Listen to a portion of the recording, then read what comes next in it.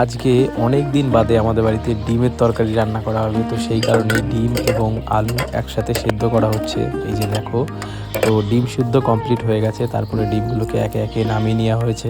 এরপর মা ডিমগুলোকে একে একে ছাড়িয়ে নিচ্ছে। এই যে দেখো কত সুন্দর লাগছে দেখতে, অনেক দিন বাদে এরকম ডিম ছাড়ানো দেখলাম। এগুলো এখন দেখা হয় না, ছোটোবেলা খুব করতাম নিজে, খুব ভালো লাগতো। আর আমার তো মানে ভাজা ডিমের থেকে সিদ্ধ ডিম খেতে বেশি ভালো লাগে। তোমাদের কীরকমভাবে ডিম খেতে ভালো লাগে কমেন্ট করে জানিও। তো দেখো কথা বলতে বলতে আমাদের ডিম ছাড়ানো কমপ্লিট হয়ে গেছে, আর দেখো কত সুন্দর লাগছে। তো এরপর মা দেখলাম ডিমের মধ্যে একটু নুন হলুদ দিয়ে ভালো করে মাখিয়ে নিয়ে তারপরে তেলের মধ্যে এরকমভাবে ভেজে নিচ্ছে। তো তেলের মধ্যে ভেজে নিয়ে একে একে নামিয়ে নেওয়া হয়েছে, হালকা ভেজে। এরপর কিছু মশলা করে রেখেছিল, তো সেটা কড়াইয়ের মধ্যে দিয়ে যে আলুটা সিদ্ধ করা হয়েছিল সেটাও দিয়ে দেওয়া হয়েছে। এই যে দেখো, তারপরে ভালো করে একসাথে মশলার সাথে এরকম মিশিয়ে নেওয়া হয়েছে। তারপরে একটু পরিমাণ মতন জল দিয়েছে, তারপরে আবারও জল দিল দেখলাম মা। তো জল দেওয়ার পরে আস্তে আস্তে ডিমগুলো এরকমভাবে ছেড়ে দিল, দেখতে খুবই ভালো লাগছিল। তো ভিডিওটা ভালো লাগলে একটা লাইক করো, দেখা হচ্ছে পরের ভিডিও।